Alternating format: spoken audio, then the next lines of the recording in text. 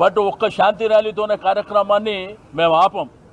విభిన్న రీతిల్లో విభిన్న కార్యక్రమాలు చేసుకుంటూ మేము ముందుకెళ్తాం.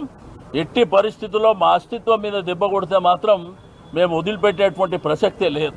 అసలు నీ ప్రభుత్వానికి ప్రజలు అవకాశం ఇచ్చింది దీనికా?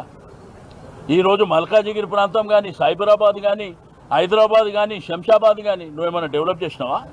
నీ ప్రభుత్వం వచ్చిన 2 సంవత్సరాలల్లా ఒక్క ప్రాజెక్ట్ అన్న కట్టినవా?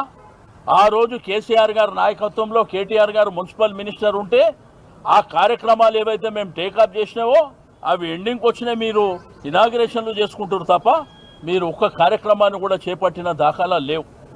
ఏం చేస్తున్నారు? మీ ప్రజాపాలన అంటే ఏం డెవలప్మెంట్ చేశారు? హైదరాబాద్ సిటీలో, సికింద్రాబాద్ ప్రాంతంలో ఏం అభివృద్ధి చేసిర్రు? ఒక్క కార్యక్రమం కూడా మీరు టేకప్ చేయకుండా 6 గ్యారెంటీలు, 420 హామీలు ఈరోజు ప్రజలకు ఇచ్చినటువంటి వాగ్దానాలు పక్కన పెట్టి ఈ తుగ్లక్ పనులు, పనికిరాని పనులు, పేర్లు మారుస్తా, మీ తల్లిదండ్రుల పేరు మారుస్తా, మీరున్న ప్రాంతాల పేర్లు మారుస్తా. నీకెవరంటే అధికారం ఇచ్చింది? ఈరోజు ప్రజాస్వామ్యంలో ప్రభుత్వాలు వస్తుంటాయి, పోతుంటాయి, కానీ ప్రజలు శాశ్వతం, అక్కడ ఉన్న అస్తిత్వం శాశ్వతం.